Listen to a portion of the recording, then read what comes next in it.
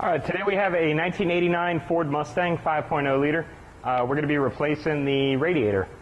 We got a aftermarket aluminum radiator from Auto Parts Direct to You, and we're going to go ahead and install that. Okay, this car actually already has an aluminum radiator in it, but it has begun to leak, so we're going to go ahead and just replace it with another aluminum radiator. Our very first step is to drain the coolant. We have a catch pan here. We're just going to position it underneath the drain spout on the radiator. And down there is it's just a little twist thing you turn, and it'll start draining the radiator. Okay, while the radiator is draining, there's a couple things we can do. I'm going to go ahead and remove the upper radiator hose, and I'm going to loosen the fan shroud bracket. The upper radiator hose, just a regular hose clamp.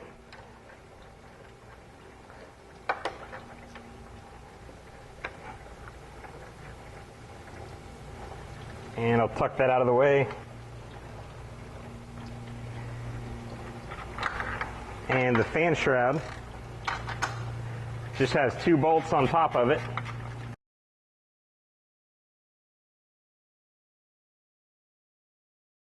Once you get the 2 bolts out of the fan shroud, there's 2 clips at the base of it that actually hold it in place. You just pull up on it, and you'll see it comes free from the radiator.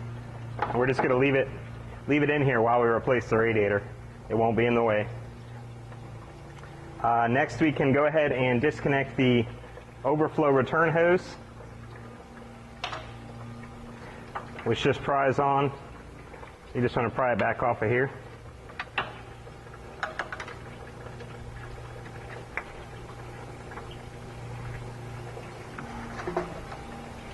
And lastly are the radiator support brackets.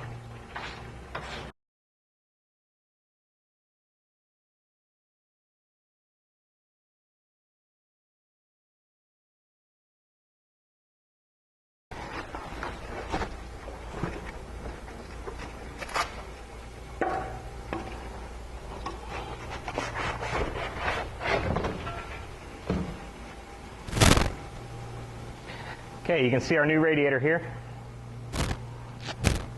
It's got the provisions for a transmission cooler. If you have an automatic car, that's what would go in here. If you have a manual transmission, you don't have to worry about them. You just leave them open. They're not going to be used for anything.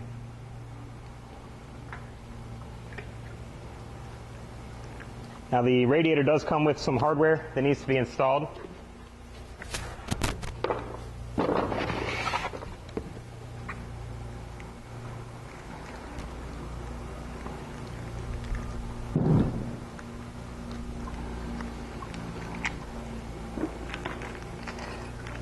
These included clips are for the fan shroud.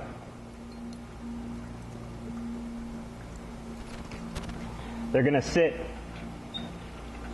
just like so,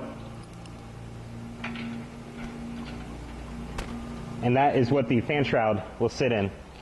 Sometimes they make these clips a little tight, and you have to actually open them up just a bit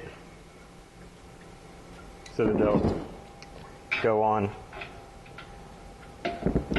There we go. It's about all that'll come out from the drain. I'm going to go ahead and close that off, and I'm going to move the drain over to the lower radiator hose side.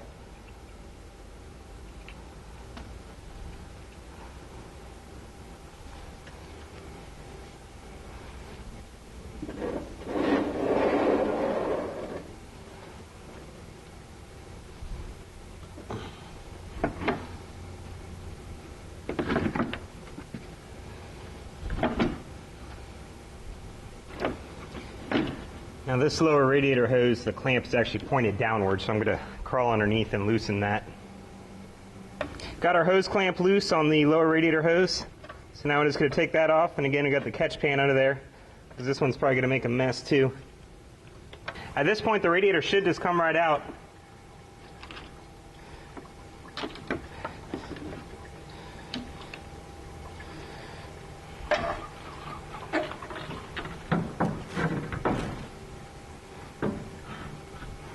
Okay, here's our old radiator.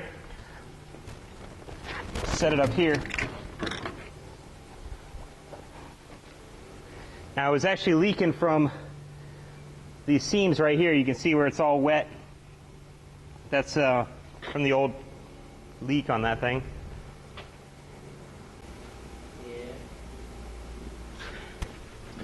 Okay, at this point we're going to go ahead and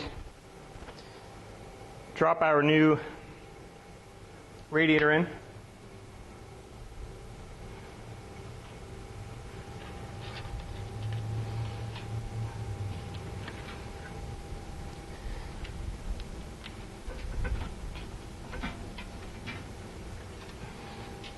Okay, we've got our lower radiator hose on. Now we're just going to reinstall our brackets here.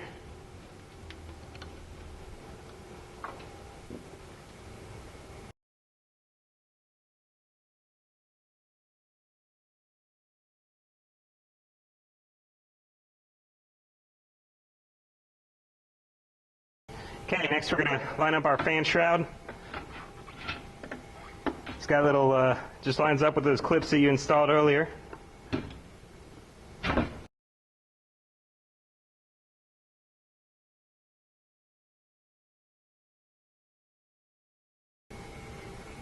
And one little thing I forgot to do is to transfer over the fan shroud clips. On the old radiator, it's got these little clips, which I'll show you in a second here.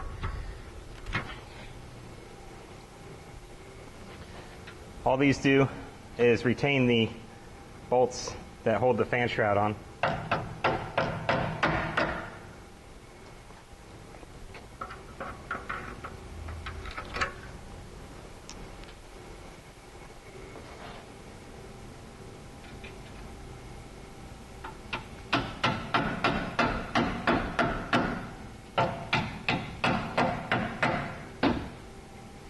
Okay.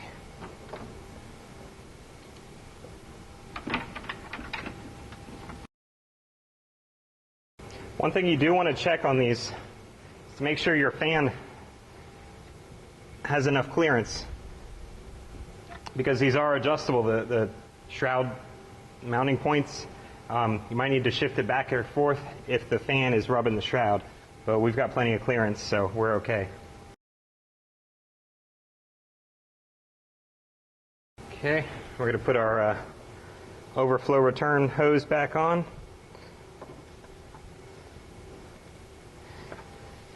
And our upper radiator hose.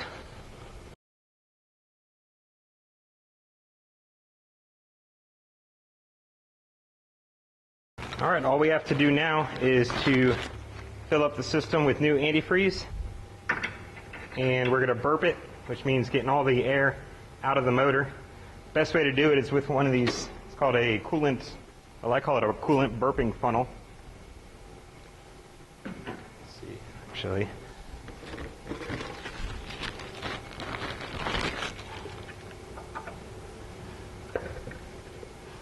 There we go. That way you can fill up the radiator. Once the radiator is full, we'll stop the coolant level about right here. And as the motor heats up, it gives it room to bubble and doesn't make a mess all over your floor. So we're going to go ahead and fill it up with half antifreeze and half water. All right, so we're going to start with a gallon of antifreeze, and then we're going to add a gallon of distilled water or filtered water.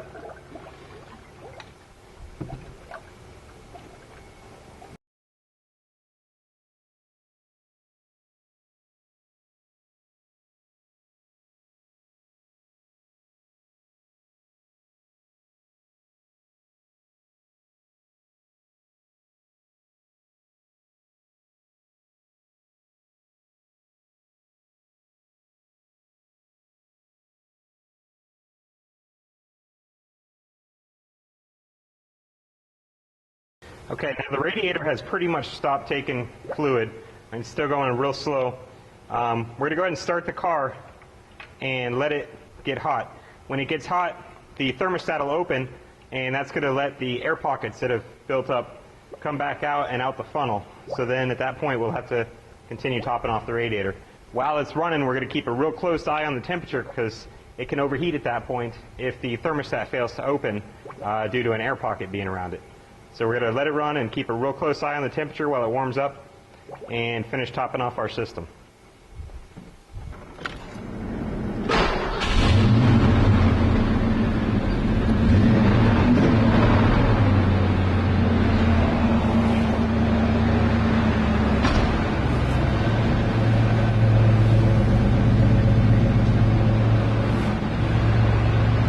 Okay, now we're going to let it run and warm up. And we'll cut back in as soon as it's all warmed up. Okay, we've got our system all burped and topped off. Last thing we're going to do is just look it over, make sure nothing's leaking.